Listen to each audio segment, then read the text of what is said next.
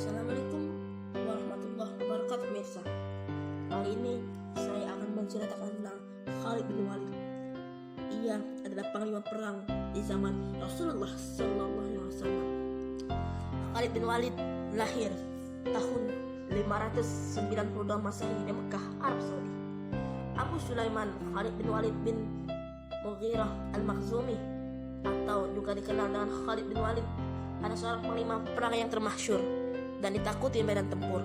Ia mendapat julukan pedang Allah yang terhunus. Dia adalah salah satu dari panglima perang penting yang tak terkalahkan sepanjang karirnya.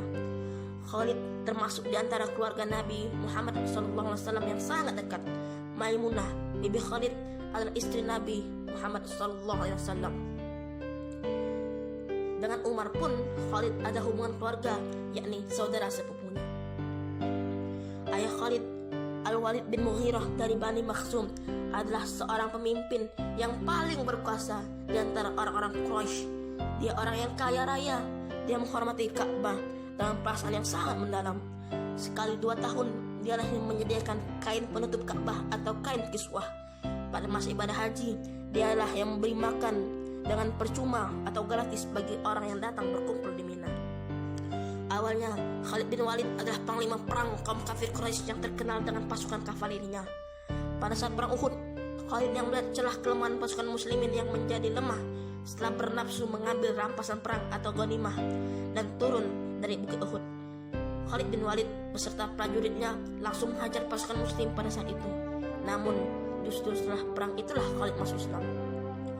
Ketika Khalid bin Walid masuk Islam, Rasulullah sangat bahagia karena Khalid mempunyai kemampuan berperang yang dapat membela panji-panji Islam dan meninggikan kalimatullah dan perjuangan jihad fi sabilillah. Dalam banyak kesempatan, Khalid diangkat menjadi panglima perang dan menunjukkan hasil kemenangan di atas segala upaya jihadnya.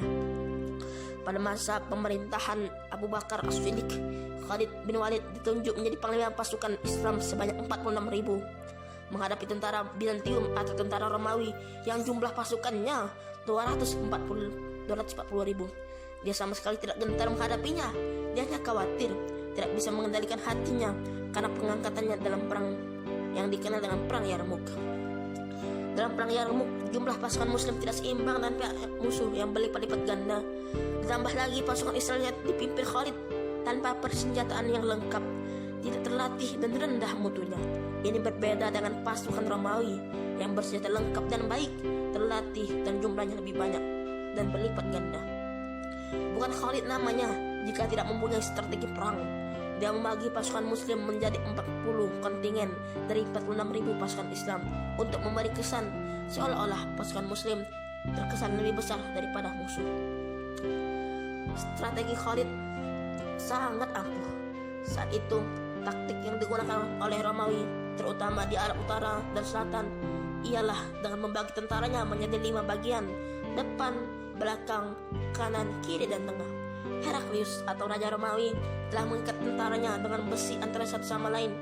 Ini dilakukan agar mereka jangan sampai lari daripada peperangan. Kegigihan Khalid bin Walid dalam memimpin pasukannya membuahkan hasil yang membuat hampir semua orang tercengang.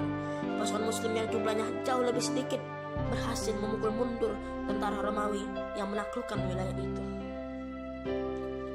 Pada masa pemerintahan Abu Bakar, Khalid bin Walid dikirim ke Irak dan dapat menguasai Al-Hira pada 634 Masehi. Kemudian Khalid bin Walid diperintahkan oleh Abu Bakar meninggalkan Irak untuk membantu pasukan yang dipimpin Usamah bin Zaid. Ada kisah yang menarik dari Khalid bin Walid. Dia memang sempurna di bidangnya, ahli siasat perang, mahir segala senjata, piawai dalam berkuda, dan karismatik di tengah prajuritnya. Dia juga tidak sombong dan lapang dada walaupun dia berada di dalam puncak popularitas. Hal ini ditunjukkannya saat Khalifah Umar bin Khattab mencopot sementara waktu kepemimpinan Khalid bin Walid tanpa ada kesalahan apapun. Menariknya, ia menuntaskan perang dengan begitu sempurna. Setelah sukses, pimpinannya pun ia serahkan kepada penggantinya, Abu Ubaidah bin Jarrah. Khalid bin Walid tidak mempunyai obsesi dengan ketokohannya. Dia tidak menjadikan popularitas sebagai tujuan. itu dianggapnya sebagai sebuah perjuangan yang semata-mata menghadapkan ridha Allah Subhanahu wa taala. Itulah yang ia katakan menanggapi pergantiannya, "Saya berjuang untuk kejayaan Islam, bukan karena Umar." Jadi, dimanapun posisinya, selama masih bisa ikut berperang, stamina Khalid tetap prima.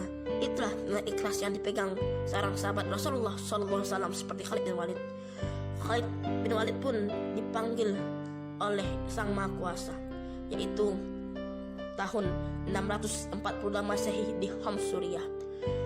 Umar bin Khattab menangis, bukan karena menyesal telah mengganti Khalid, tapi ia sedih karena tidak sempat mengembalikan jabatan Khalid sebelum akhirnya sebenarnya Allah menempati posisi khusus di sisi Allah Subhanahu wa taala. Itulah yang dapat saya sampaikan. Lebih kurang saya mohon maaf terhadap Allah, saya mohon ampun karena ini pertama kali, jadi maaf ya, mohon kalau ada kesalahan kata-kata mohon dimaafkan. Kalau kalian ingin mengetahui kisah pahlawan lainnya, pahlawan perang muslim lainnya, silakan komen. Terima kasih. Wassalamualaikum warahmatullahi wabarakatuh.